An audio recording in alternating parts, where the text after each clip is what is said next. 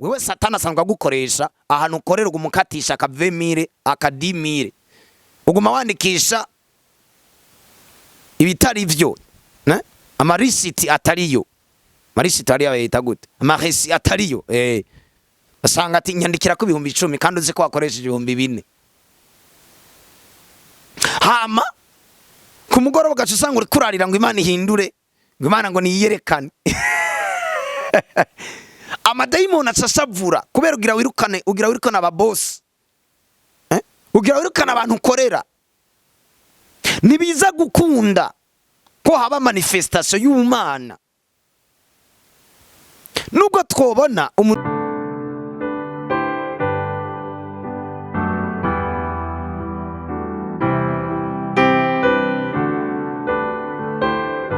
amahoro y'Umwami wacu Yesu Kristo ari kumwe namwe muherereye mwese kozi Imana Clovis muri kumwe turanezerewe cyane gusubira kugaruka kubana namwe dufise imbere yacu ukurikirane rw'ikindi cigwa tugiye gutangura ariko mbere ko dutangura kadufata umwanya dusenga ni CANAAN TV data mu izina rya Yesu Kristo izina ryawe rishigwe hejuru cyane mu bintu tugiye kuvuga udufashe kuvuga majambo akwiriye mu mwanya wayo n'abariko baratwumviriza bakira ivyimviro bikenewe kugira ngo vy'ukuri bashobore kubakwa habe impinduka mu ntwaro yawe ushaka gushikamisha hano kwisi mu izina rya Yesu Kristo amen. Kozi Imana Clovis muri kumwe tusubiye gushimira Imana no gushimira uburongozi bwa televiziyo CANAAN TV bwasubiye kuduha umwanya kugira ngo dushobore kubashikiriza kurikirana rw'ivyigwa turanezerewe cyane turafise ishimwe ry'Umwami wacu Yesu Kristo uyu munsi reka dushira ku mugaragaro icigwa kindi tugiye gusangira ni icigwa twise gushikamisha intwaro y'Imana establishing the government of God gushikamisha intwaro y'Imana umugambo ukomeye cyane wari ukomeye gose kurishindi migambi yose kwari kw'Imana hano kwisi ishobora kuronka umuntu ayirepresenta ishobora kuronka umuntu yerekana uko imeze ishobora kuronka umuntu akora ivyo yari gukora nico catumye Imana izana Yesu Kristo hano mwisi kugira ngo ashobore kugira iki kudusubiza mu buzima twari twaratakaje catumye dusubira mu buzima twari twaratakaje si kugira ngo turondere ijuru n'iherezo ryiza nkuko benshi bakunda kubivuga muri sense y'idini n'ibindi byinshi bigenda bitandukanye. Mes chers amis, Imana iri muri iri mu mugambo ukomeye cyane. Imana irafise ibintu ikeneye gushikamisha hano kwisi. Rero kimwe muri ivyo turaza kwiga ico nishe prière de la foi, isengesho yo kwizera nka kimwe mu bintu bidashobora kudufasha gushikamisha intwaro y'Imana. Nubwo turiko turavuga kuri ico no kwita ku vyigwa vyo gusenga, utegereza kumenya je nsenga ndinde, nsenga ryari, nsenga gute. Imana shimwe cyane, ni we bwoko bw'isengesho bukenewe muri kino kintu. Hari ubwoko bw'isengesho butegurwa mu kintu cyari cyo cyose. Si ibintu vyose mbonye nca nsengera. Hariho ubwoko bw'amasengesho bwateguwe, ni nka kujya kw'amategeko. Amategeko arafise itegeko kana karafise ahantu ry'adresse arasantu rikenewe. Itegeko ryo mwibarabara ntirikenewe mu vya environnement. Itegeko ryo mwibarabara ntirikenewe mu vya masoko. Itegeko ryo mwibarabara riratandukanye n'abapolisi bo mwibarabara baratandukanye n'abapolisi bajejwe ibidukishije. Imana shimwe cyane, natwe nk'abana b'Imana hariho ico no kwita ubwoko bw'isengesho bwateguwe ku kintu cyose. Hano icyo ndiko ndavuga, ndiko ndashaka kugaruka ku cyo twise prière de la foi, isengesho ryo kwizera. Muri kintu cyo gushikamisha inkoro y'Imana, iyo tuvuze prière de la foi, isengesho ryo kwizera mugerageze kumviriza neza, naho Imana ni sigikogwa c'Imana, ni gikogwa c'umwana w'Imana hano kwisi. Cyo bita prière de la foi. Imana shimwe cyane. Yesu Kristo yabishize ku muco muri Mariko igice ca 11:30 kandi gutyo avuga ngo ni wabwira uno musozi ngo shinga ugutangwe mu kiyaga ntubikekeranye umutima wawe uzogira iki, uzobibona. Sinzi ko vyumva, niyigeze avuga ngo bwira Imana ibwira umusozi. Hari umuntu usanga ariko navuga ngo Mana ngo ibintu ngo ndagusavye Mana ibintu bimva imbere, ndagusavye Mana bino bintu bihinduke. Ni situation zikuri ya paresse imbere yiwanje, jewe nk'umwana w'Imana negereza kumenya ko prière de la foi ni ibintu biri ngaha kwisi, ni ibintu niyadressa ko nk'umwana w'Imana biri imbere yanje. Imana shimwe cyane, mumvirize prière de la foi ni sengesho ta undi muntu numwe ya partenamwe, kuko tuzokwiga prière de pétition cyangwa icyo twise isengesho ryo kwinginga riratandukanye cyane nibi. Prière de la foi ni ikintu kiraba jeje nyene, ni ingwara yanje ko nkanje jenyene, ni situation yanje ko nkanje jenyene. Muri prière de la foi ngowe nk'akarorero ntushobora kuvuga ngo hari nk'abantu benshi uvuga ngo nimba ndi mukozi w'Imana ngo ndategetse ngo ubunyene ngo kunyene ngo isashe ndayitabuye ngo niko ntabuye ngo kazoza kuno muntu. Okay, ibintu byagukemara ndavyumva negeze kubibona ngo niko mpagarise ngo iterambere ry'uyu muntu ngo ndarihagaritse. Mon frère uribeshe cyane, kuko gutera imbere ko muntu murumva ko ni ikintu gifise umuwundi muntu cerekeye. Ntushobora gutegeka ikintu gisundi umuntu agitegeka. Ugomba kumenya kuba sur certain mwisengesho gutanga itegeko ni ikintu kiraba wewe wenyene. Unashobora kuvuga ngo uyu mugore wanje ngo ubunyene ngo data ngo ndasenze ngo uyu mugore wanje ngo ubunyene ngo atangure kunyubaha. None usanga nawe ariko arasenga uko nyene. Utegereza kuba sur certain ko ari ikintu gikorekeye uri umwe. Nk'ubu nk'umugore wawe ntushobora gusenga utanga amategeko ugira ukasengera umugore wawe. Aho nibaza ko kaca ka partenaire muri prière de pétition. Prière de la foi nkuko twabivuze, premièrement utegereza kugira compréhension y'ingene muri Kristo Yesu wacitse umwami, ubuzima bwo kuba umwami. Ndi umwana w'Imana, ndi umwami. Alleluia. Ni represent nseruka imbere y'ikibazo nk'umwami, nseruka imbere y'ikibazo nk'umuntu represent Imana. Imana kimwe cyane, kandi ico kibazo kiri imbere yanje ndaciyadressa ko mu nyungu z'ubwami bw'Imana, sindaciyadressa ko mu nyungu zanje. Unategetse ngo mvura ngo ubunyene ngo hagarara ntusubire kugwa. None imvura n'ikibazo kiraba wewe wenyene. Imvura n'umuhezagiro wa benshi, none uyihagarika gute wewe wenyene? Ibi biza kuyapartena, biza muri prière de pétition. Imana kimwe cyane, ngo iyi situation y'ubukene ngo ndayanse. Okay, ni sawa. None uyase gute? Imana kimwe cyane, urashobora kwiyadressa ku bukene ukavuga ati wabukenewe ndakwanyiye ku buzima bw'iwanje. Aho ni sawa, icyo kirashoboka kuko ubukene ni situation iraba wewe wenyene. Imana kimwe cyane, nta wundi muntu numwe cerekeye. Ingwara yakuje ko ni ikintu cerekeye wewe. Urasa uburenganzira bwo kudeclara ugatanga itegeko. Mugabo utangana itegeko, mwumvirize neza, imbere yuko ni adressa ku bintu ntegereza ko nse compréhension de la parole. Amategeko ndayatanga munsi y'uburongozi bw'ijambo ry'Imana, si ibintu byose mpfa gutegeka uko nyene. Bene data, nta leta nimwe idafise ibwirizwa shingiro. Ico nzi ko leta atwara iyo bakoresheje autorité bakoresha itegeko. Niko ndabizi ku leta yo muri Afrika n'ayandi leta yo kwisi. Imana kimwe cyane, nawe nk'umwana w'Imana imbere yuko wiyumvira ngo urafite itegeko ngo Imana yaraduhaye ngo gutegeka ngo twe turategeka ngo turabwira ibintu bikatwumvira, banzube sire certain ko ufise ijambo ry'Imana mu kanwa kawe. Banzube sire certain ko ufise ico no kwita mind iri forme yubatse mu ivyiyumviro vy'Imana. Imana kimwe cyane, nanga itegeko kubera maze gutahura ko nicaye mu kibanza umwana w'Imana yicayemo.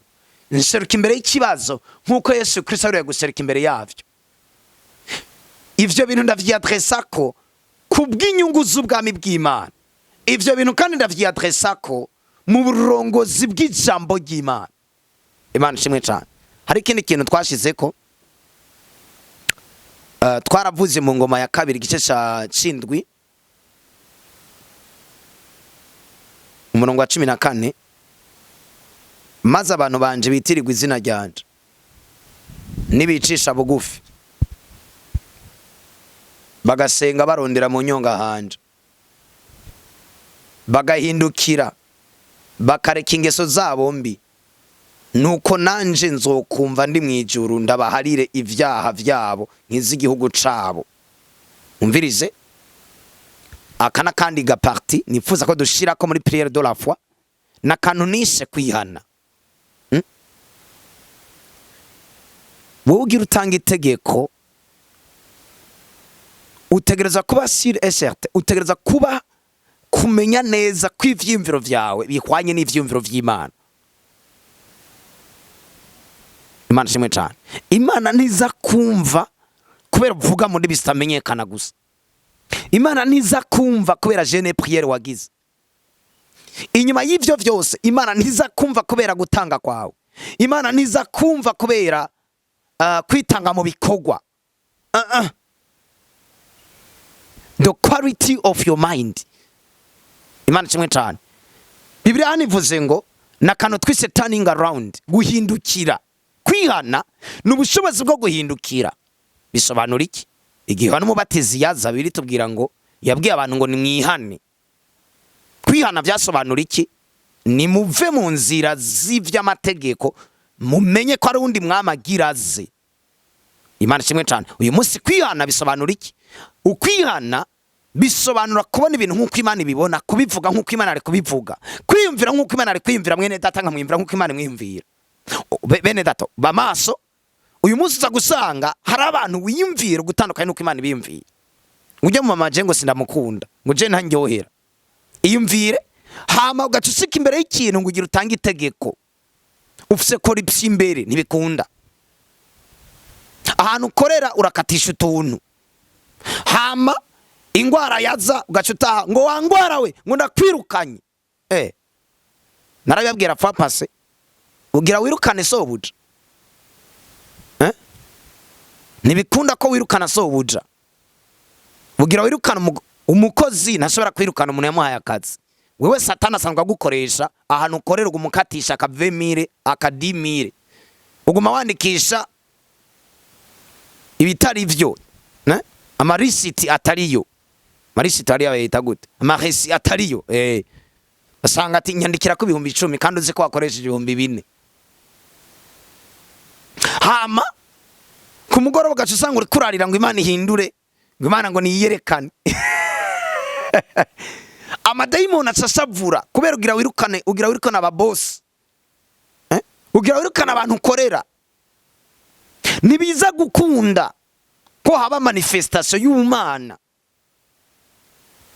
Nubwo twobona umuntu w'Imana kanaka afise ibintu bibagenderamo, tukabona ko ribitangaza, mugabo akaba hariho utuntu agenderamo tutameze neza. Utuntu tw'amacakubiri, utuntu two kujyamana n'abantu quelque part, utuntu two gukatisha amahera, utuntu nk'utwo nyene tw'utunyanga, utuntu two kuvuga abandi. Imana kimwe cyane. Muri ico gihe mwumviriza ikintu kica kiba, abo bantu bamwumviriza nabo bantu afasha arashobora kubakorera ibitangaza biguma biba kubera ari ingabire.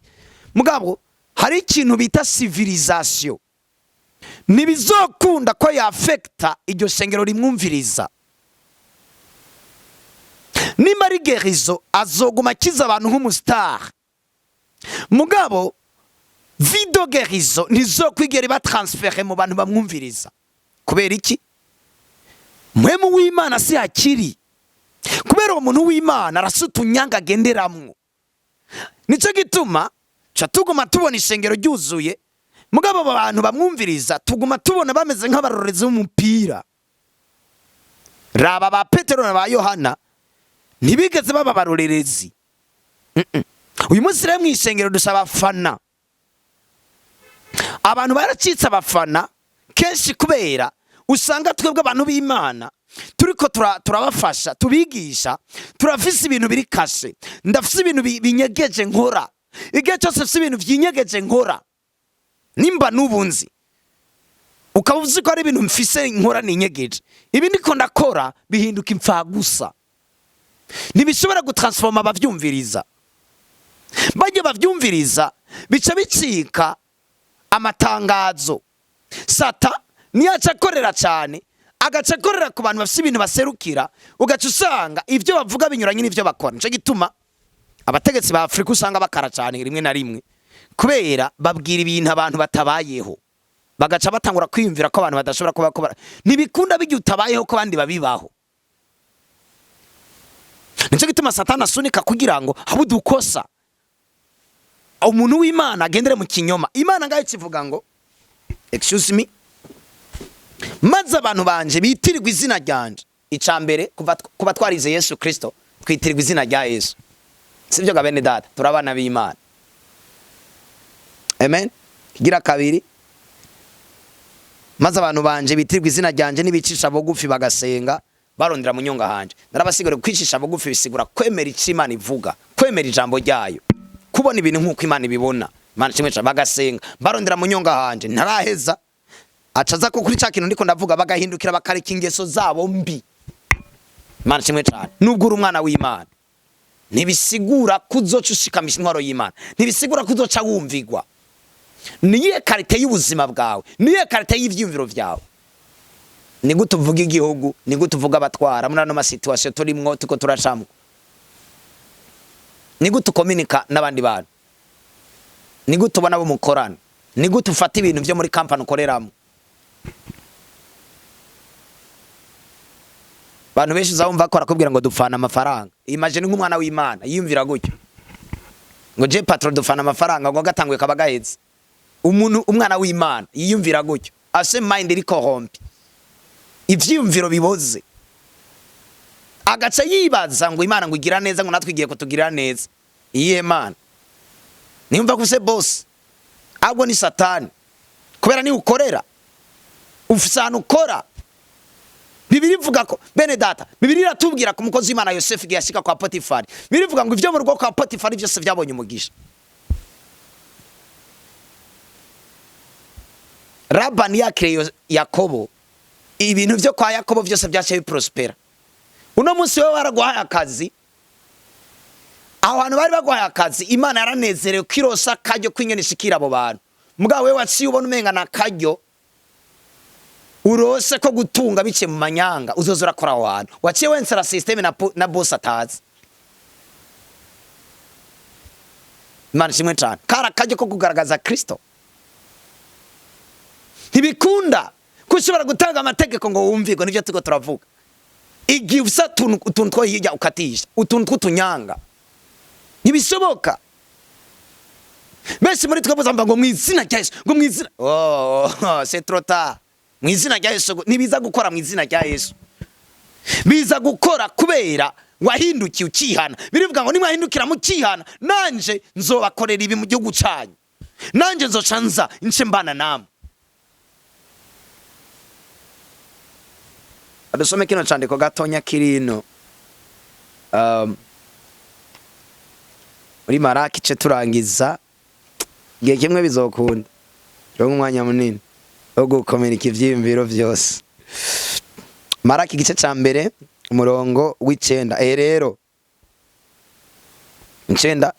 nimwinginga Imana idutunge itugirire ikigongwe, kuko ivyo vyabaye ku bwanyu. Mbega nyene nari hari n'umwe muri mwebwe yo kwemerera ko babonana?